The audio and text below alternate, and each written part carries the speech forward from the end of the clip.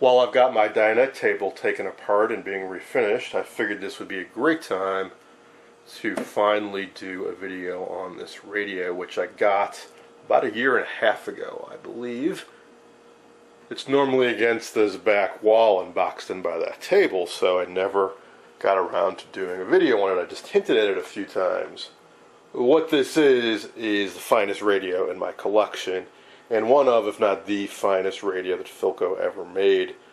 It's a Philco 39690. Top of the line for 1937. About 2,500 were made, and there's also a very similar model 38690. Behind these doors is quite a radio.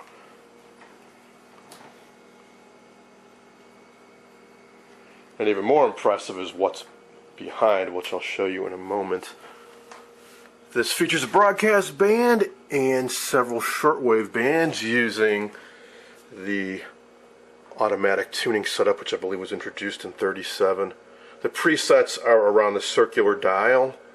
You push in the handle, select your station, and crank this around to lock it in.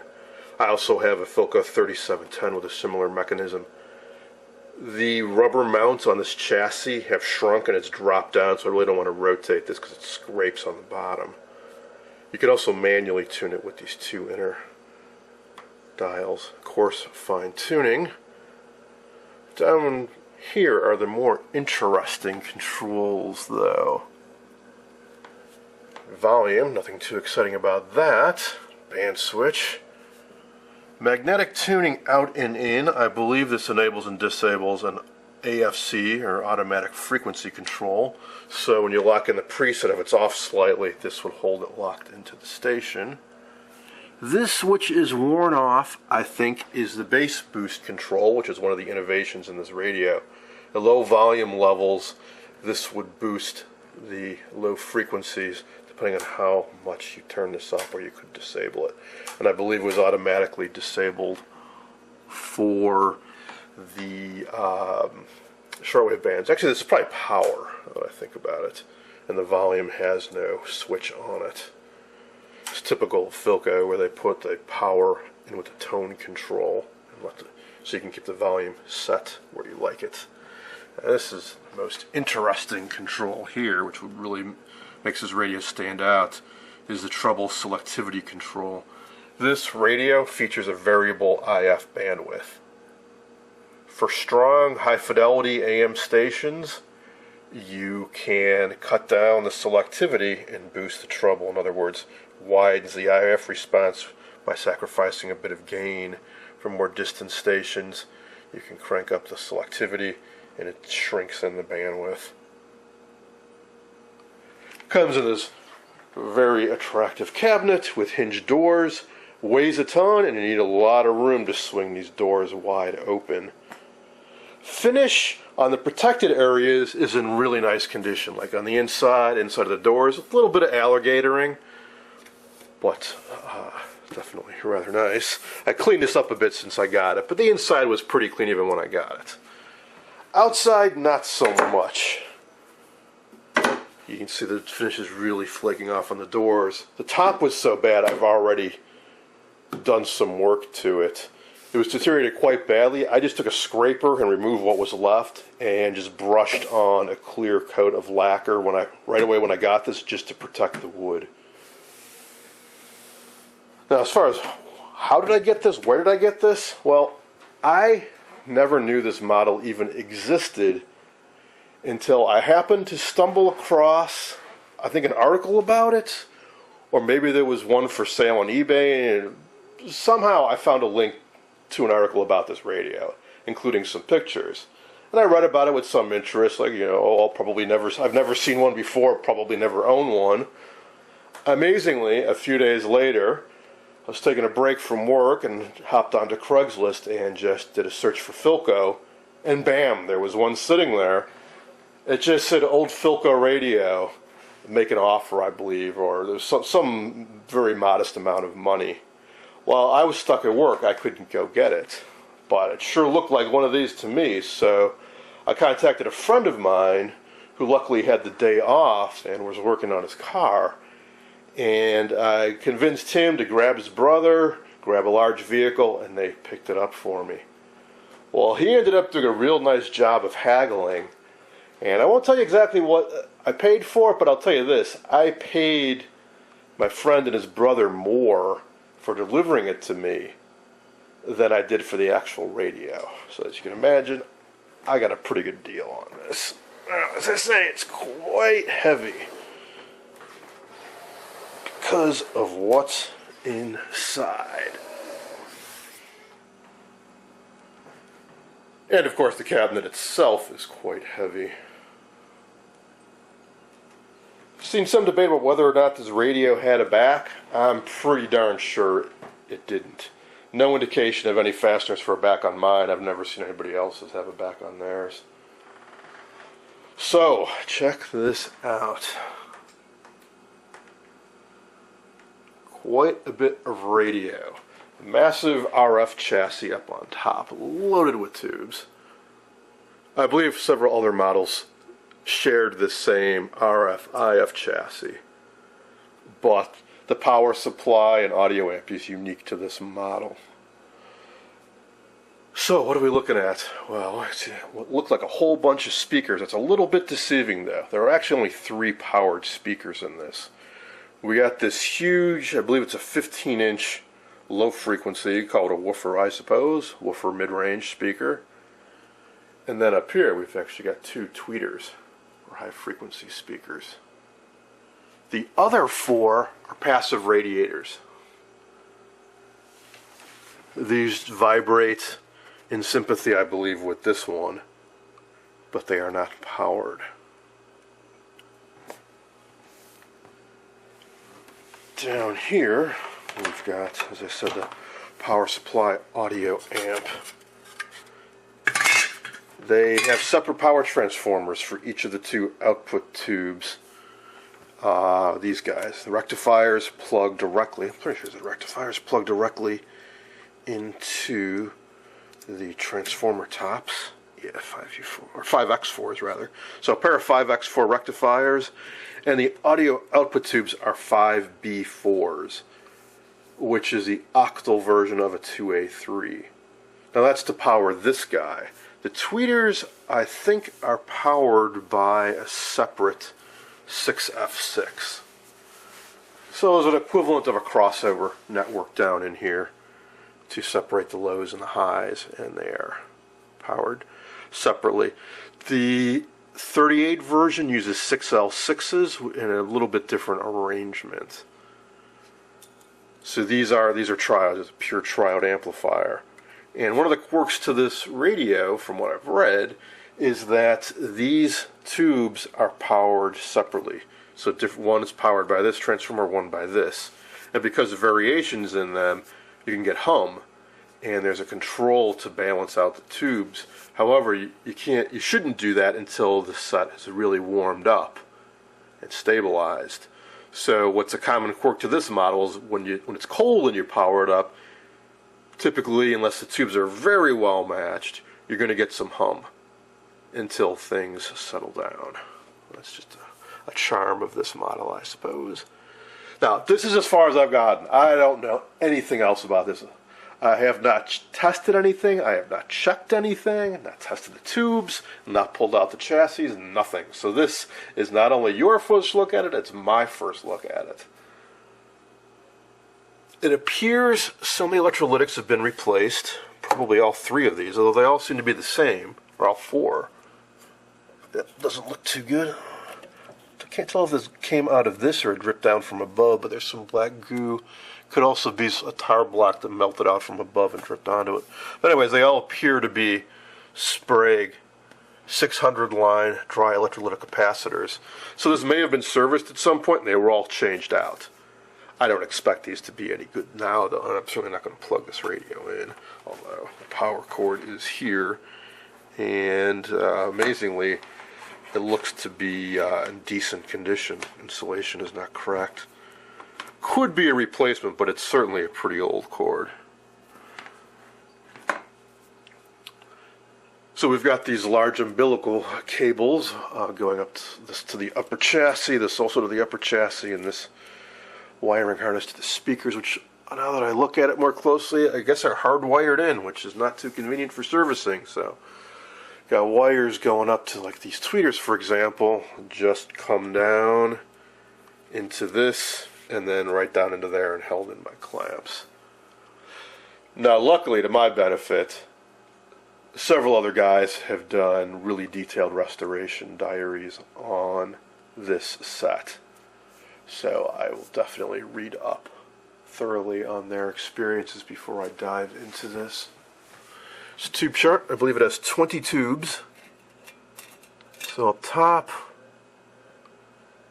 let's see, 6B8, 6A8, 6K7, 6L7, 6J5, 6N7, 6K7, 6K7, 6H6, that must be the detector. A couple more 6J5s and a 6K7. And down below, 6J5, 6F6, 6R7. I don't think I've encountered one of those before. And then, as I said, the dual 5X4s and 5B4s. So if nothing else, what I like to do in this video is examine things a little more closely. It'd be nice if I could get this upper chassis out without too much hassle, just to try to replace some of these rubber mounts to get things up. So I can see that this is shrunk down a little bit, but it doesn't look like it's too bad. But I suspect that this is on its own isolation. Yeah. Oh yeah, I can see that. That's just bottomed out. So there should be a mount back here. Could be a matter of even just tightening this up. And there's probably a couple more mounting points up front. And it looks like they're just gone. Well, that doesn't look like this upper part wants to move.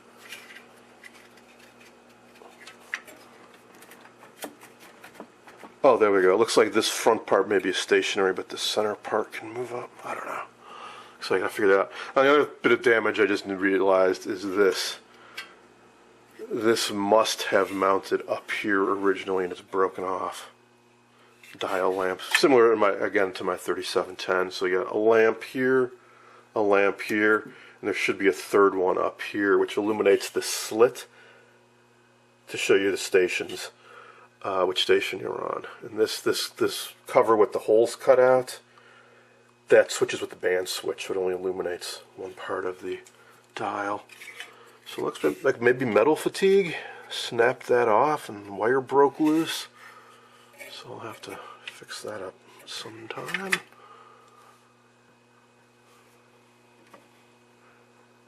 Would have been hoops on here. It's my understanding that would have held this down during shipment. So that's what these ears are all about. Looks like the mounts in the front are, oh yeah, that's bottomed out completely. Yeah. Well, luckily I ordered up a whole bunch for other projects, so I should be able to figure out some without too much trouble. It almost looks like, if these aren't the originals, maybe these have been replaced, but they didn't do anything to the front. It seems like there aren't any rubber shocks at all up front. See, even if they dried out, there'd still be some remnants left, but this is just flat on the wood. Huh. And the other thing I'd like to do is clean up these tubes and test them, at least the more expensive tubes, just to get an idea of what I've got. You know, if I have to order up any 6B4s someday or not. I got that upper chassis out quite easily, just had to undo the two cables down below, and there was only one screw holding it in up through here. I don't know if there's supposed to be some on the others or not. And as I suspected, there was nothing up front. There should be a rubber mount here and here, I'm sure, to support it, so it's not just bottomed out on the cabinet. And here it is. Now, from that tube chart, these should all be the G-type tubes, the original Philco octal. And I can already see right away some have been changed out for GTs, like this guy. but unlike the Philco 38.7 I worked on recently, I don't think I have any issues with bases being hacked up, because they seem to use a different type of base shield construction.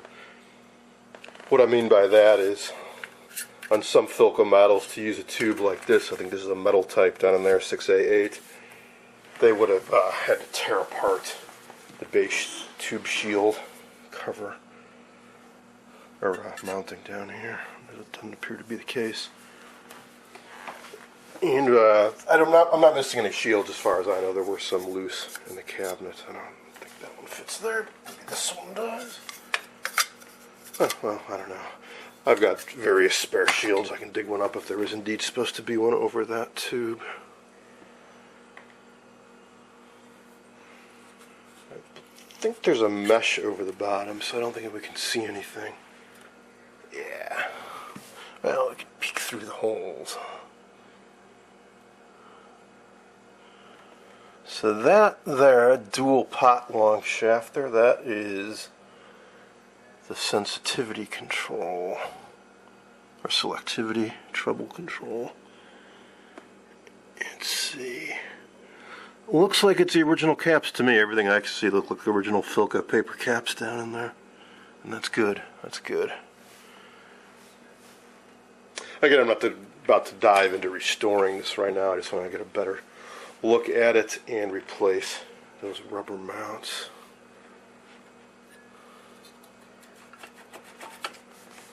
So as I showed earlier, this is busted back here. And I'm sure there's supposed to be something up front too, but I'm not sure exactly where or how.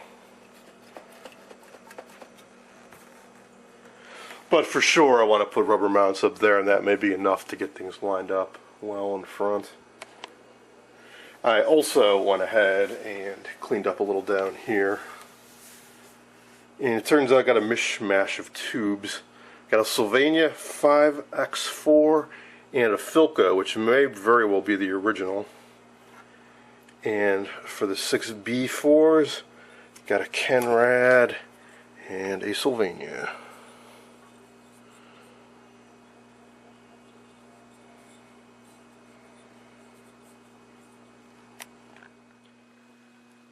So, as for these rubber mounts, I'm inclined to believe these are the original. They fit into these holes perfectly, and they look like they've been there a very long time. They're actually in decent condition. So if I use these as a guide for the height, I selected these out of my stash of new ones. See, they stick up higher here, but they actually have depressions cut into the wood, and if I put that like that, flip this over and put it next to it, similar height. And figure these have mushed down a little over the years. So I'm going to give that a try. I got one on the other side too. Put this one back in and just try a test fit and see how things line up. Now, as far as the other mount on the front of this I was puzzled by, I finally found them down in here. And they're actually in decent shape. And there's not a... See, there's a little bit of play there, but it's not too bad.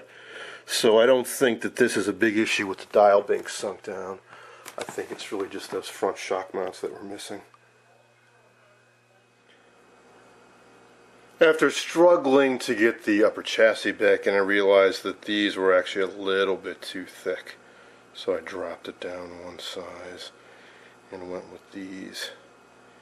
And I'm happy to say that now everything is lined up, so I can operate all the controls just fine, including tuning dial. So there's the fine tuning, of course, and the automatic tuning works like so. Pick your station, lock it in. And here's a closer look at the tuning dial. So 1, 2, 3, 5, 4, 5 bands, I believe. Standard broadcast, police, that. So it looks like we go about 2 to 3 point, actually about 2 to 4.6, then up to 7.5 and 11.5, and finally tops out at about 18 megahertz or 16 meters.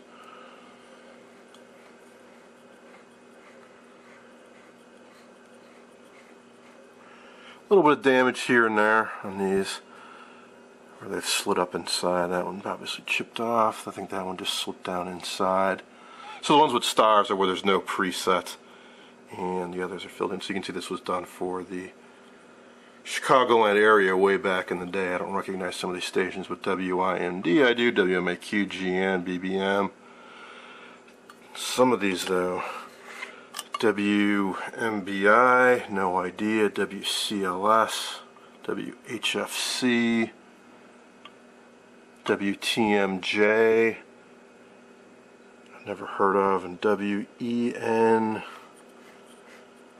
maybe that was a T or a P, not familiar with those.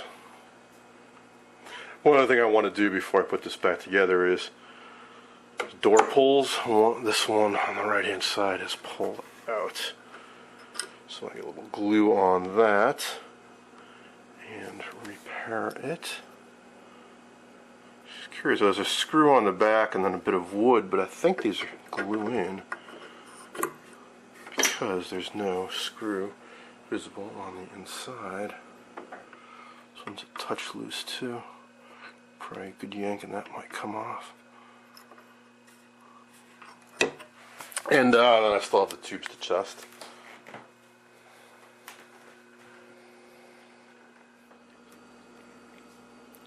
After a more careful examination, I determined that these actually unscrew, and that bit of metal inside the wood glues into the door, and then you can unscrew these. So this one, the glue wasn't actually coming loose, it just needed to be tightened down a little bit. And now that this glue is set up, I can put this back on. Unfortunately, this must have fallen off at some point, hit the floor or something, so it's a little bit dented. I suppose that could be carefully straightened out. But for now, I'll just leave it as is. As I will for the rest of the finish. Eventually, it would be nice to have this refinished. I'm not up to doing it right now, that's for sure, not with just some rattle cans of Mohawk toner. Pretty extensive job. Sides aren't too bad. Alligatored, sure, but it's not like it's flaking off or anything.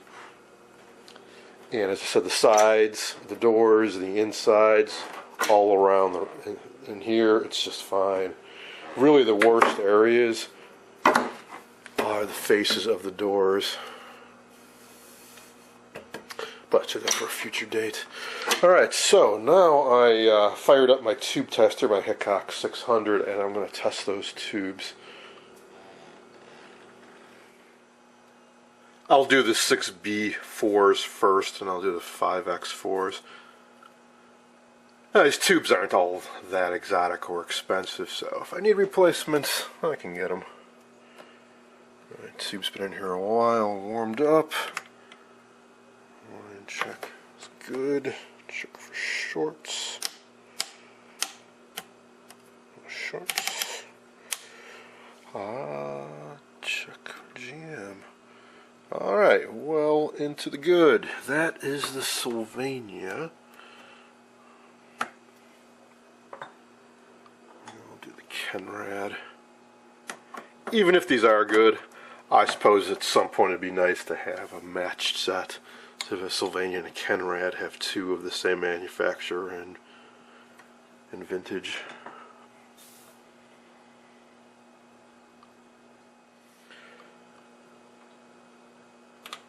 And the second B4 also tests quite good. Now for the 5X4s. Alright, here's the first of the 5X4s. Now notice this fuse light is glowing. It doesn't necessarily mean there's anything wrong. This tube just draws a lot of current. This isn't a fuse per se, it's actually a light. And if something's drawn an excessive amount of current, this globe just starts burning brighter and brighter, kind of like a dim bulb tester. And these are pretty hefty rectifier tubes, so they draw a lot of current. Hence my line adjust has drooped down as well.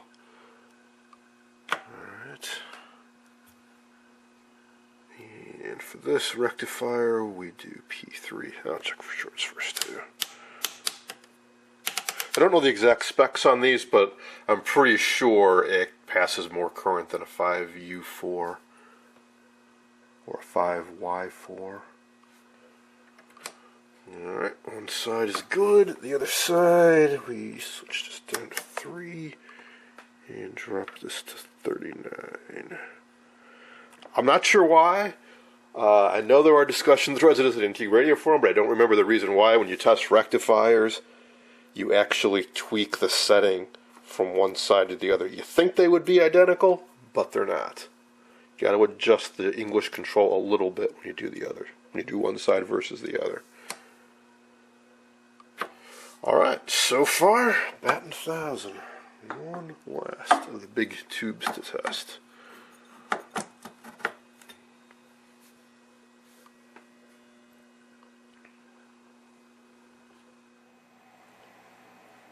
I just did some quick research and it turns out I was wrong. The 5X4 does not have higher current capabilities than a 5U4. In fact, they are electrically identical. They just have a different pinout. Both octal tubes, but the pinout is slightly different.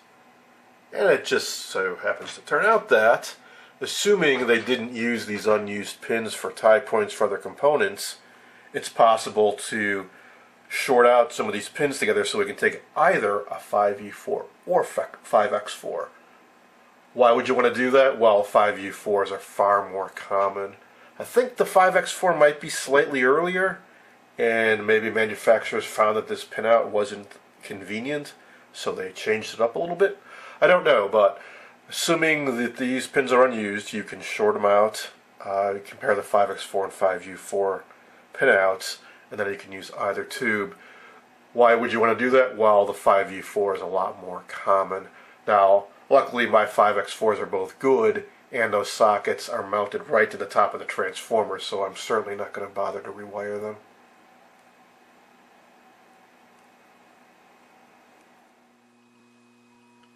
Alright, that is going to be it for now. I hope you enjoyed this peek inside of a Philco 37690. Top of the line Philco from 1937.